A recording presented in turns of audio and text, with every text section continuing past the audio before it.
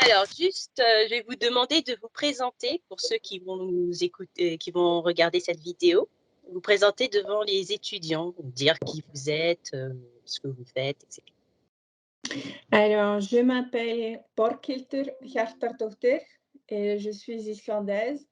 Et aujourd'hui, je travaille comme traductrice depuis quelques années. Je traduis depuis l'anglais essentiellement, un petit peu depuis le français et l'espagnol vers l'islandais. Voilà. D'accord. C'est quoi être un traducteur en fait? Vous pouvez expliquer, ce métier et en quoi cela consiste? Alors, quand je dis à quelqu'un que je suis traductrice, tout de suite, les gens ils pensent aux livres, ils pensent, aux romans policiers, et en fait, la traduction, c'est, certes, c'est de la traduction, il y a de la traduction littéraire, moi, j'en fais pas, mais la traduction, elle rentre dans tous les domaines de la vie et il faut finalement, tout ce qui existe, que ce soit écrit ou à l'audio ou même tout ce qui est télévisuel et cetera, a besoin de traduction. Donc, moi, pour mon cas, moi, je fais de la traduction, de beaucoup dans le domaine médical. Tout ce qui est les petits feuillets qu'il y a dans les boîtes de nos médicaments, par exemple, ou le texte qu'il y a sur les boîtes de médicaments. Je traduis également, des manuels d'utilisateurs pour du matériel médical. Ça peut être, des pompes à insuline ou des pacemakers ou du matériel pour stimuler, la moelle épinière, pour les personnes qui souffrent de douleurs chroniques, des choses comme ça. Je traduis également des logiciels, donc ça peut être, des logiciels, par exemple, d'inventaire, qu'on utilise. J'ai fait un pour, une société qui ressemble un peu à Leroy Merlin, donc à une société qui vend tout ce qui est matériel pour la construction, pour, l'intérieur des maisons et cetera. Je traduis des pages web, et je fais aussi un petit peu de sous-titrage, donc de sous-titrage de films, et de séries télé. Heu, Après vous avez donc, les traducteurs littéraires qui, eux, vont, traduire, des romans de toutes sortes ou des livres, d'école, des livres, qui sont utilisés à n'importe quel niveau, de l'éducation. Voilà, et être traducteur, c'est toujours être en train de se former parce qu'on a besoin de se tenir à jour au niveau des techniques qui sont utilisées, les différents logiciels. Et puis quand on choisit une spécialité, il faut, continuellement, se renseigner, essayer de se former un peu tout seul, suivre des cours. Donc c'est un métier où, voilà, on allie travail et formation finalement, éducation continue. Voilà. D'accord. Et quel est votre parcours, personnel, enfin, c'est-à-dire vos études pour y arriver à ce métier de traducteur?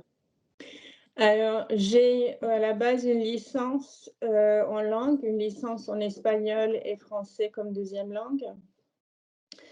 Ensuite, après avoir fait des études de langue, j'ai travaillé très longtemps dans le tourisme et heu et je me suis mis dans la traduction un peu par hasard et hem et sans vraiment être prête, j'ai appris sur le tas.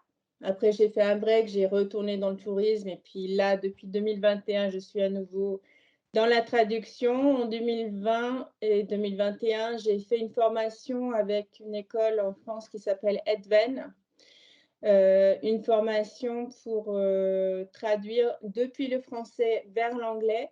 Alors c'est une combinaison de langues que je n'utilise pas du tout, D'accord. puisqu'on traduit toujours vers sa langue maternelle. Mais j'ai fait la formation pour, acquérir une meilleure technique au niveau du travail et puis pour être plus professionnel, en fait. Parce que ça d'un côté, ça nous apprend à faire des recherches quand on traduit dans un domaine qu'on connaît peu ou pas du tout, et ça apprend aussi à choisir, comment voilà, toute la technique autour de la traduction, même si c'était dans une combinaison de langues que je n'utilise pas.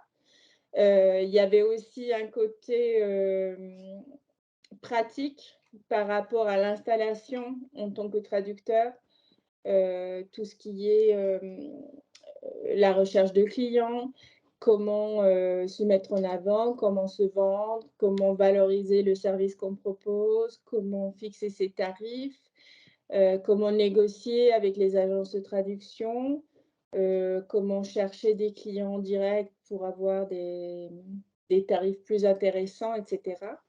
Et à la fin de cette formation qui donne un diplôme qui est équivalent à un master 2, je me suis lancée à nouveau dans la traduction et aujourd'hui je travaille alors je suis indépendante, je travaille toute seule chez moi, mais je le fais, heu, via une coopérative pour l'emploi. Alors ça peut intéresser certains qui éventuellement songent à se mettre, en traducteur indépendant. On n'est pas obligé de travailler comme auto-entrepreneur ou profession libérale. On peut aussi avoir un statut de salarié si on le souhaite, en passant par des coopératives comme je le fais moi. D'accord. Ça m'a l'air intéressant puisque vous avez fait, cette école ESVEN, alors que, enfin, je pense pas qu'elle soit connue parce qu'en règle générale, les étudiants vont plutôt choisir, un master de langue avec, une option, traduction. Alors que là, Oui, ils sont vraiment spécialisés dans l'apprentissage du métier de traducteur, alors.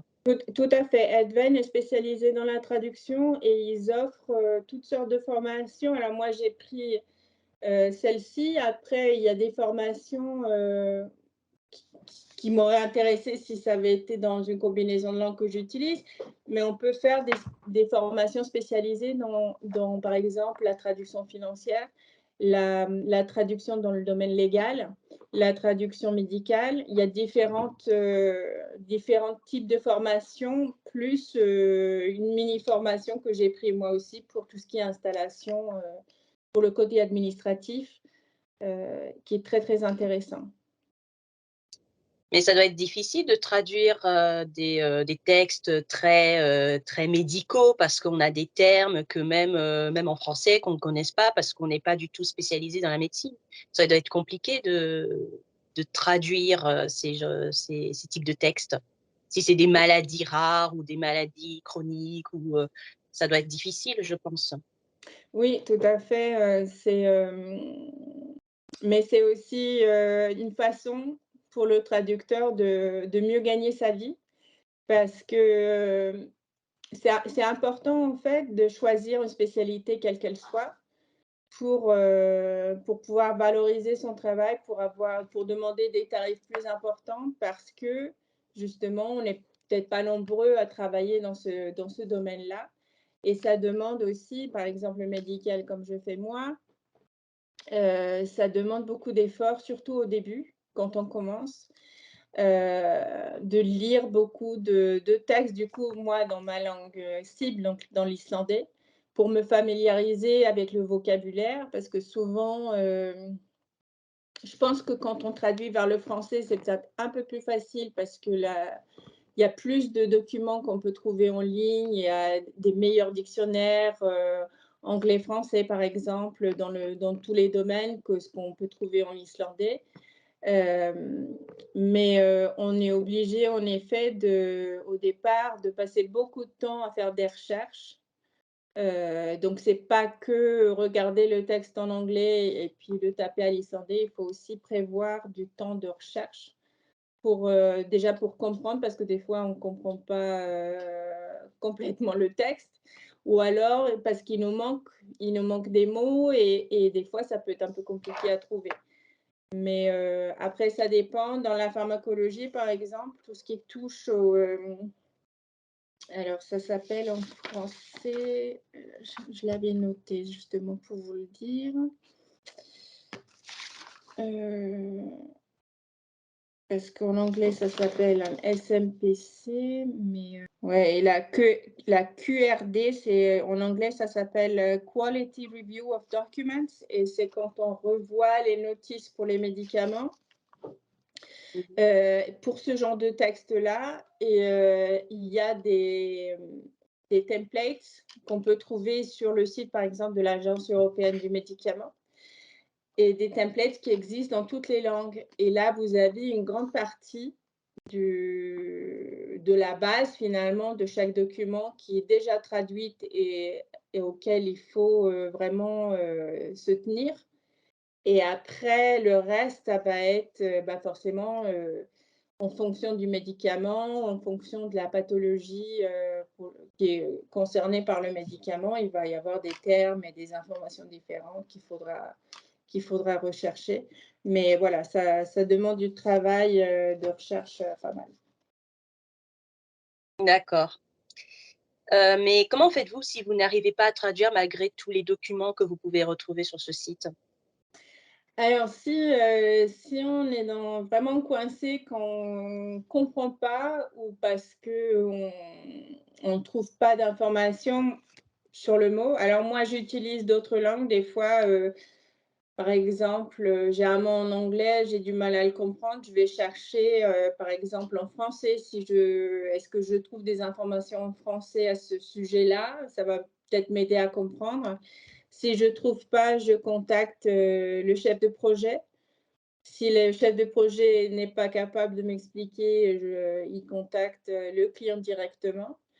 Et après, en général, voilà, ça va, on trouve comme ça, quoi, avec des recherches, et puis avec l'aide du client, des fois, si vraiment c'est hyper pointu et difficile à trouver. Ou sinon vous demandez, directement à un médecin traitant par exemple? Alors, Ça vous est arrivé de demander j'ai à jamais fait, mais oui, ah peut-être d'accord. qu'on pourrait, on peut peut-être, si on connaît quelqu'un voilà, ça gênerait pas éventuellement, oui. Hop, pardon. D'accord. Est-ce qu'on doit, obligatoirement, maîtriser une langue pour traduire?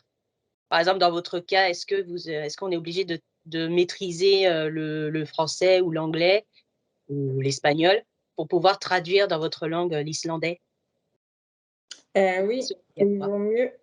Il vaut mieux. Alors, on dit toujours qu'on ne traduit que vers sa langue maternelle. Après, si on est vraiment bilingue, ou on a vécu un moment dans un pays autre, pourquoi pas?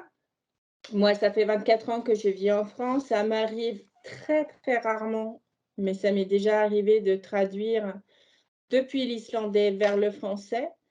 Hem, mais c'est vrai que c'est important d'avoir une bonne maîtrise de la langue, et d'avoir une petite idée aussi, au niveau de la culture, parce qu'il y a toujours des petites subtilités, au niveau du langage, que peut-être on comprend pas si on n'a pas vécu sur place, ou si on n'a aucune connaissance, autre. Et ça aide aussi pour l'efficacité, tout simplement, parce que si on n'est pas très compétent dans la langue en question, on va mettre 3 plombs à faire la moindre chose. Donc oui, oui, c'est très important. Quelle est la différence pour vous entre traducteur et interprète? Parce qu'on fait souvent la différence, traducteur, interprète, Alors ce sont est-ce la 2 métiers qui sont totalement différents. Moi, personnellement, je pense qu'interprète, c'est beaucoup plus difficile que traducteur, puisque la traduction, c'est de l'écrit en général, ou alors de l'audiovisuel quand on fait du sous-titrage. Mais on a du temps, on peut faire des recherches, on peut avoir sur son écran d'à côté, on peut avoir le dictionnaire, on peut voilà, on peut faire des recherches, on a un peu de temps pour penser, on peut taper une traduction et puis se dire: «Bon, bah, je reviens demain et je vois si j'ai pas trouvé une meilleure tournure de phrase». Alors que l'interprétariat, c'est, la retranscription d'une conversation quoi ou d'un oral en direct. Donc aussi en traduction, on traduit d'une langue A vers une langue B, alors qu'en interprétariat, on traduit dans les 2 sens. Donc pour moi, ça serait par exemple, depuis l'anglais vers l'islandais et de l'islandais vers l'anglais. Et là, vous n'avez pas le temps pour faire des recherches ou alors très, très peu. Donc là, il faut vraiment être, totalement bilingue et faire une très bonne formation et après je pense que ça vient sur le tas, mais c'est vraiment différent comme métier. D'accord. Pourquoi avez-vous choisi, l'anglais et l'espagnol pour traduire vers, et le français d'ailleurs pour traduire vers, l'islandais? Alors, j'ai pas de diplôme en anglais, mais j'ai étudié l'anglais, j'ai commencé quand j'avais 8 ans, donc j'ai une bonne maîtrise et finalement, même si je fais également français-espagnol, j'ai très peu de demandes. Dans le médical, en général, tous les textes d'origine, sont en anglais, donc ça s'est fait un peu tout seul, quoi, le fait que je traduise depuis l'anglais et aujourd'hui, c'est 95 de mon activité, c'est depuis l'anglais et puis français-espagnol, bah, parce que j'ai ma licence, donc voilà. D'accord, tout simplement. Voilà. C'était pas vraiment un petit choix comme ça parce que j'aime cette langue et puis j'ai décidé de traduire, de cette langue vers Non. ma langue maternelle. D'accord. Non. Est-ce qu'on peut, être, seulement traducteur? Est-ce qu'on est obligé de faire un autre métier à côté? Parce que parfois, on peut se retrouver sans aucun texte à traduire pendant plusieurs mois, voire, peut-être plusieurs années et est-ce qu'on est obligé quand même d'avoir un autre métier à côté? Alors, je pense que quand on démarre, pourquoi pas avoir un à côté, mais moi, je pense que si vraiment on veut faire de la traduction, et que ce soit un métier, principal, c'est difficile d'exercer autre chose à côté parce que, on reçoit les demandes, des agences de traduction et en général, il faut être très réactif, il faut répondre très rapidement aux emails et si on est là que l'après-midi ou que le matin, ben, on va passer à côté de propositions. Sans parler du fait que, en général, les délais sont toujours très courts, c'est-à-dire qu'on n'a pas beaucoup de temps pour chaque projet et si on ne travaille pas à plein temps, c'est difficile de développer l'activité, je pense. Voilà, dans mon cas personnel, moi, je le vois comme ça. Moi, je le fais à temps plein. Hem, je me verrais mal exercer un métier à l'extérieur, à temps partiel en plus ou alors les traductions, ça deviendrait, l'activité vraiment annexe pour faire de temps en temps. Après, c'est vrai que ça peut faire peur parce qu'on ne sait jamais à l'avance, les projets qu'on va avoir. Ça peut arriver qu'on ait des moments où on est, booké, 1 mois à l'avance, voire plus, mais on peut aussi avoir des moments où on est, du jour au lendemain, quoi. On ne sait pas trop, je prends un exemple, cet été, j'avais des moments où j'étais bookée déjà 6 semaines à l'avance. Au jour d'aujourd'hui, par exemple, je suis bookée jusqu'à lundi prochain. Après, j'ai un trou et après du 20 au 25 octobre. Donc voilà, on peut se retrouver avec des moments où, on n'a pas grand-chose, mais ce moment-là, il faut s'en servir pour autre chose. Il faut s'en servir soit pour se mettre à jour, dans tout ce qui est administratif. Il faut s'en servir pour faire, des petites formations, pourquoi pas, via Prose ou LinkedIn ou le syndicat comme SFT ou autre chose, ou pour justement démarcher d'autres agences, faire des tests, parce que souvent quand on signe avec une nouvelle agence, ils demandent à ce qu'on fasse, une traduction test. Donc ce moment-là où on n'a pas trop de travail, c'est bien d'en profiter justement pour faire tout ce qu'on n'a pas le temps de faire, en général. D'accord, donc en quelque sorte, on peut vous donner un délai de 3 mois pour traduire un texte ou d'une semaine pour traduire un texte, Voilà, en donc ça peut général, être c'est variable, l'agence quoi. voilà, c'est ça, l'agence, elle vous contacte, elle dit: «J'ai un texte dans tel domaine, tel de il y a tant de mots, il me le faut pour telle date et je vous paye tant» et après, c'est à vous de négocier en disant: «Bah, moi, je suis disponible que tel jour, donc la livraison ne sera pas le 10 mais le 15, et moi, je veux pas 10 €, je veux 20 et voilà, c'est on négocie, mais en général, on n'a pas beaucoup de temps. En fait, par rapport à la rémunération, vous êtes payé par, le nombre de pages ou bien c'est par rapport à, au projet A qu'on vous donne?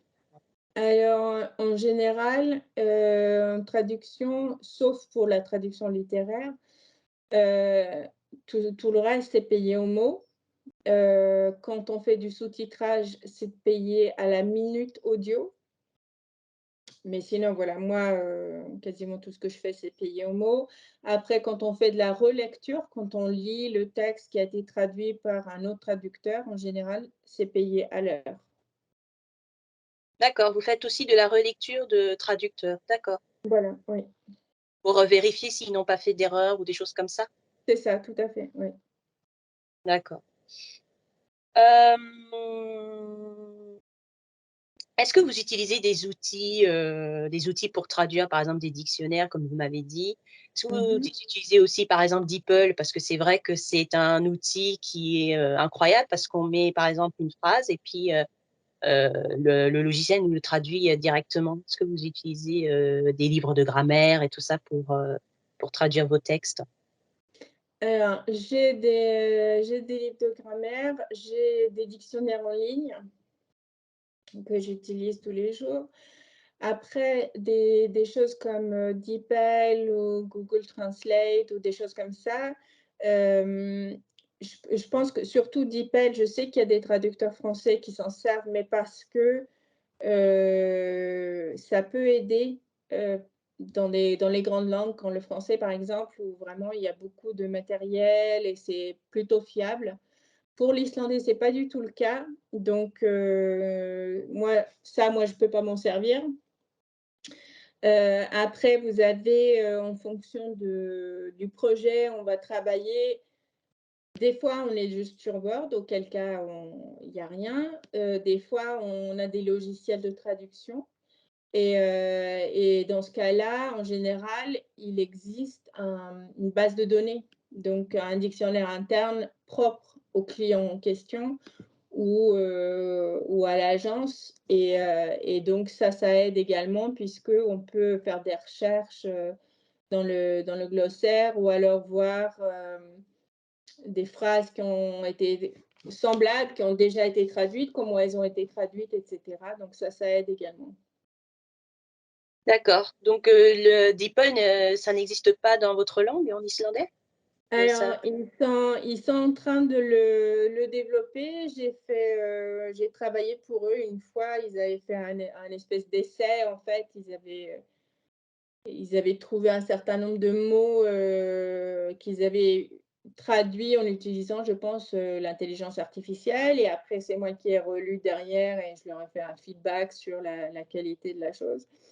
Mais, pour l'instant, c'est pas enfin, c'est pas on peut utiliser Google Translate en islandais, mais, avec parcimonie, quoi. Enfin, pas ouais, c'est vrai. pas du copier-coller.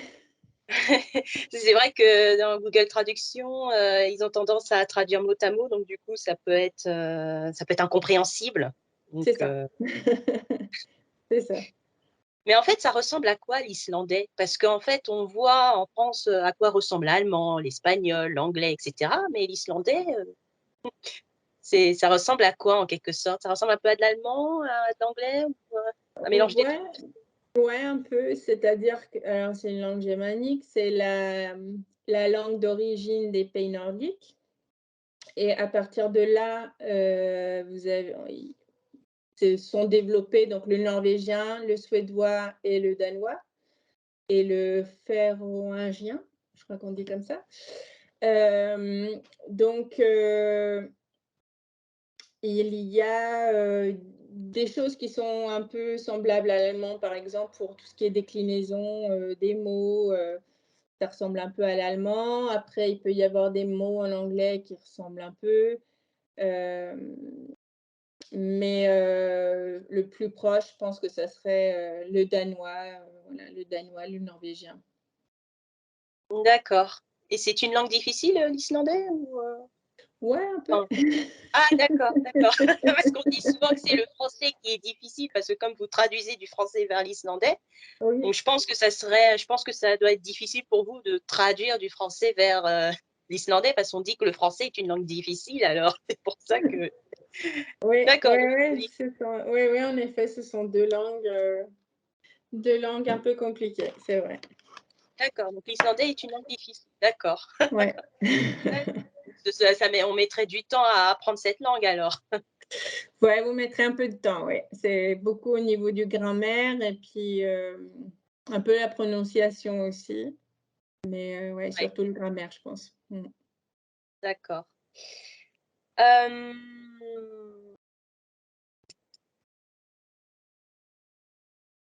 quel conseil vous donneriez à des personnes qui souhaiteraient se lancer, dans la traduction? Alors, plein de choses. Hem, je pense, bah, déjà à la base, c'est d'avoir une bonne connaissance des langues en question, de toujours traduire vers sa langue maternelle.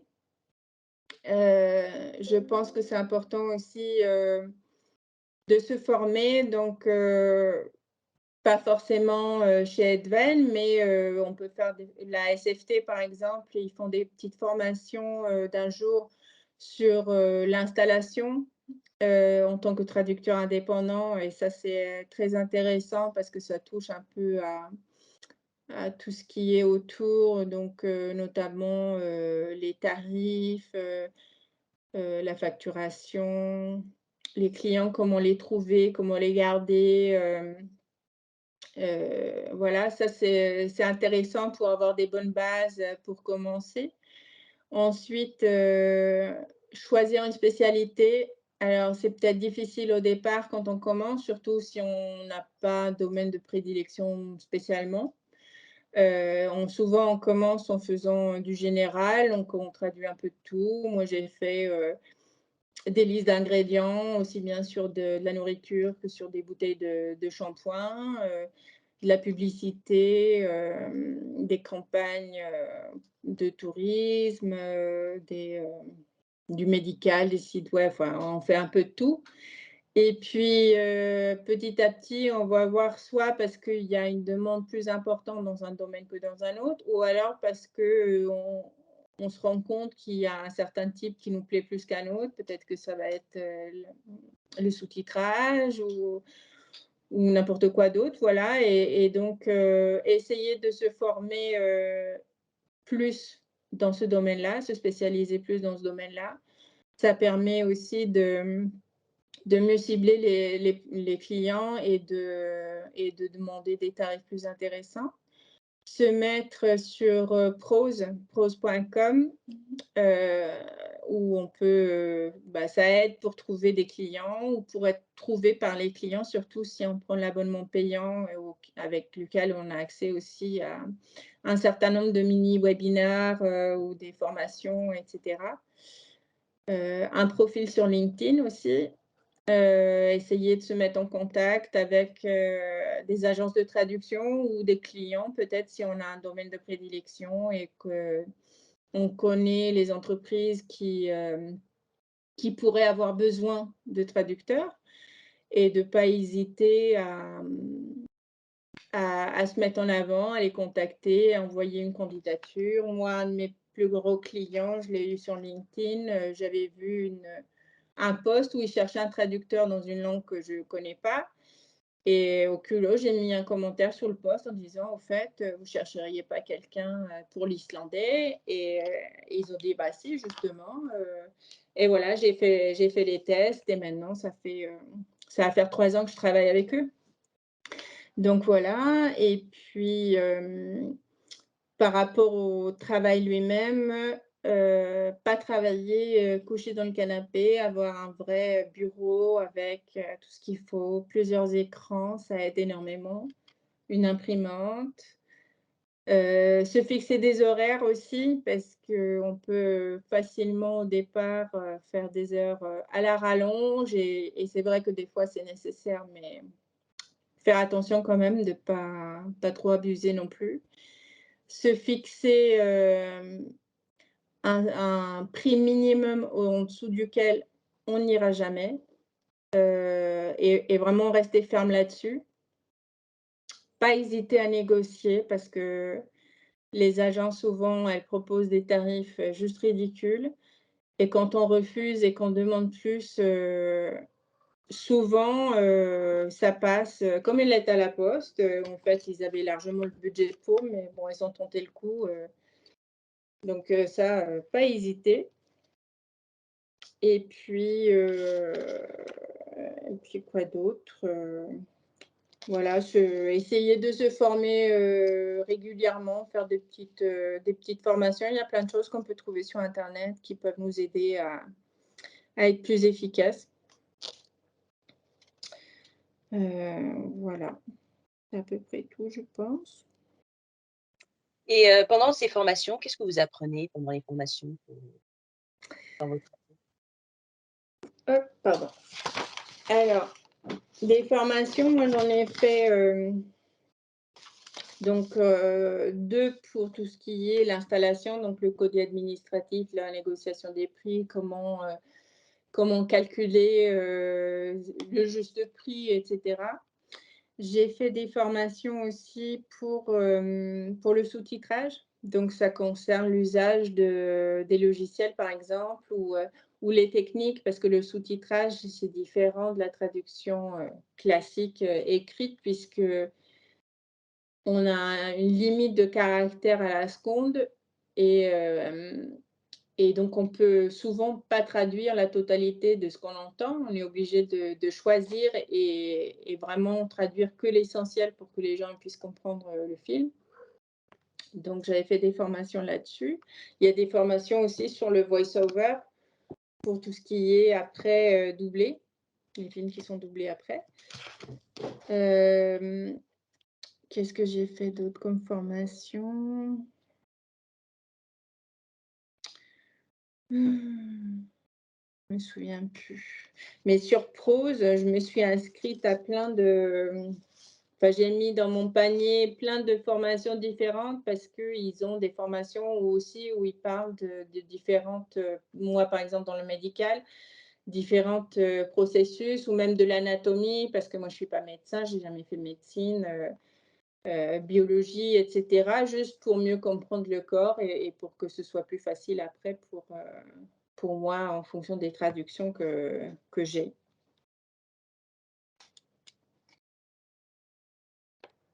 D'accord. Ça m'a l'air très intéressant toutes ces formations. Parce que moi je pensais pas que les traducteurs faisaient des formations. Je pensais qu'une fois qu'ils se lançaient dans ce métier, il y avait plus de formation, il faut que traduire, traduire, traduire et puis c'est tout quoi. D'accord. Non, c'est important de se former. Il y a des agences maintenant avec, les normes ISO qui, qui insistent sur le fait justement que le traducteur, il se forme en continu en fait, qu'au moins une fois par an, on passe une formation quelle qu'elle soit. Mais qu'on montre qu'on ça peut être par exemple en l'usage de Word par exemple ou Excel ou parce que des fois on a besoin de quand on fait, du travail sur Word, on a besoin de savoir comment formater le texte ou faire des différentes choses donc les agences elles justement elles demandent des fois, si oui ou non on fait des formations et lesquelles. Donc ça c'est important. Hem, alors Quels sont vos, mauvais et bons souvenirs dans votre métier de traducteur, même si ça fait depuis, 3 ans que vous traduisez? Hem,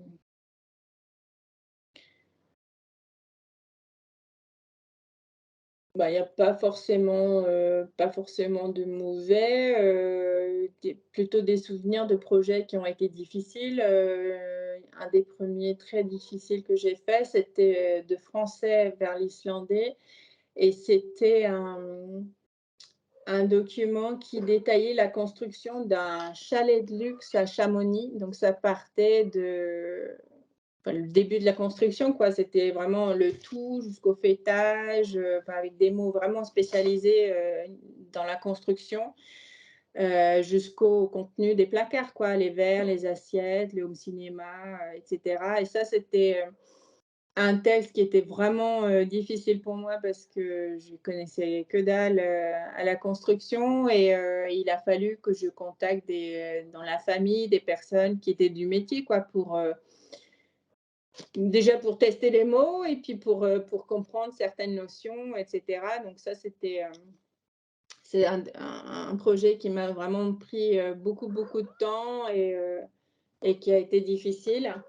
Autre chose qui rappelle pas des bons souvenirs, c'est les traductions de manuels d'utilisateurs de tracteurs. Donc voilà, vous voyez, on fait toutes sortes de domaines.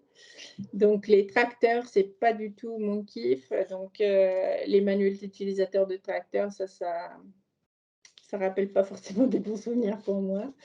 Après, ce qui peut être rigolo des fois, bah, c'est le sous-titrage justement qui peut être difficile, mais c'est sympa aussi, ça change, de regarder des séries télé, ou des films. Donc voilà, ça peut être sympa aussi. Mais en fait, vous faites pas vous êtes pas doubleuse, de voix? C'est-à-dire que, Non, quand c'est un acteur qui parle, vous ne doublez pas dans votre langue, par exemple? En non, islandais, par exemple? non. D'accord, Donc quand je fais du sous-titrage, j'ai le film ou la série à l'écran. Donc j'ai le son, en dessous j'ai le texte en anglais et puis sur le côté, moi je traduis donc et c'est pour des sous-titres qui apparaissent du coup en bas de l'écran en fait, mais c'est pas du doublage. d'accord, d'accord. Faut-il obligatoirement ou est-ce que c'est conseillé d'être, d'origine de la langue cible pour traduire? Heu, je je pense que c'est mieux et si c'est pas votre langue maternelle, que vous ayez au moins, vraie maîtrise quoi, que vous ayez peut-être vécu dans le pays en question, je pense, il vaut mieux. D'accord. Vous avez d'autres choses à rajouter qui pourraient être intéressantes? Mmh. Non, enfin, je sais pas. Après, c'est vraiment, si les personnes là qui s'intéressent, pourquoi pas se mettre en contact avec la SFT, par exemple. Il y a un programme de mentoring, par exemple, où on peut être, mise en relation avec, un traducteur, expérimenté, quelqu'un qui va, vous guider un peu au niveau de l'installation ou alors au niveau des logiciels ou négociations de prix, ou vous épauler quand vous avez des questions ou des difficultés, dans le travail. Ça peut aider et puis, pas hésiter à chercher à se former tout au long du métier, puis, croire en soi et pas hésiter à négocier, à la hausse. À quoi ressemble une journée type de traducteur? Parce que comme vous travaillez, de chez vous, enfin vous travaillez Mmh. chez vous, à quoi ça Oui. ressemble une journée, de traducteur? Alors, le matin, en général, je commence entre 8 et 9 heures. Je commence toujours par regarder mes emails, et en fait, moi, je travaille avec 3 écrans d'ordinateur, donc j'ai un écran où j'ai mes emails comme ça, dès que j'ai une demande d'agent, je la vois tout de suite et je peux répondre pour pas louper une opportunité qui pourrait être intéressante. Quand j'ai répondu à mes emails, je regarde, ce que j'ai à faire comme projet. J'organise en fonction de la deadline, en fonction de quand, le projet que je dois rendre en priorité ou le plus difficile, et cetera. Et puis, je travaille, en général jusqu'à 7 heures du soir. Heu, donc, c'est important, bon, je fais une pause le midi, tout ça, c'est important de se lever, de bouger un peu, pourquoi pas sortir. C'est vrai que on est vraiment, c'est différent d'un télétravail, classique, on va dire, puisqu'il y a pas de collègues. Ou alors, si on connaît d'autres traducteurs, on peut avoir un petit groupe, pour chatter, entre 2, comme il y en a sur Discord. Il y a un groupe, pour traducteurs, sur toutes sortes de sujets et on peut, voilà, faire des connaissances et puis, se échanger des idées de temps en temps. Mais sinon, voilà, c'est important de bouger un peu du bureau parce que les journées peuvent être très longues et c'est fatigant parce on est toujours en train de toujours en pleine concentration, en fait. Toujours en train de faire des recherches ou de travailler. Il faut pas beaucoup de distractions. Hem, voilà, donc voilà, moi je travaille, puis j'ai toujours mes emails à côté. Je regarde toujours, si j'ai des propositions. Après, au niveau timing, est-ce qu'on peut négocier? Est-ce qu'on peut déplacer la deadline, négocier les prix, et cetera. Faire un planning sur le mois quand j'ai plusieurs projets en cours pour voir, là où j'ai des trous, pas de trous, voilà, mais sinon c'est des journées en général au moins 10 heures, au bureau. D'accord, c'est quand même, c'est quand même de très, très longues journées. Ouais. D'accord. Je pensais pas, hein. Je pensais pas. Je pensais que, vous aviez le droit de je sais pas, de travailler que le matin ou travailler que l'après-midi parce que ça reste, un travail à la maison, quoi. Il y a pas de patron, il y a pas de collègues, donc on organise sa journée un peu comme on veut. Voilà. C'est Alors vrai, que ouais. non, C'est alors que non. vrai. Après ça dépend, voilà, ça dépend des objectifs et du salaire qu'on veut en tirer, puis de la demande aussi. Et c'est vrai qu'au début, on a les journées, voilà, on travaille beaucoup. Après, je nie pas que quand, si j'ai un besoin, personnel ou vraiment je suis fatiguée, je peux aussi prévoir à l'avance, bah, tel jour je ne prendrai rien ou tel jour je fais que le matin. Mais c'est vrai que ça reste rare pour l'instant. D'accord. Bon, bah, j'ai terminé toutes mes questions. Donc, D'accord. si vous avez des remarques, vous pouvez le dire si vous en avez d'autres. Non, ça va Sinon, pour c'est moi. d'accord. Bah, voilà, bah, je vous remercie d'avoir répondu à toutes mes questions. Ça m'a fait plaisir de voilà, d'entendre votre parcours, voilà, j'ai bien aimé votre voilà. Je vous remercie d'avoir, répondu à mes questions et d'avoir accepté, cette interview. Merci de même.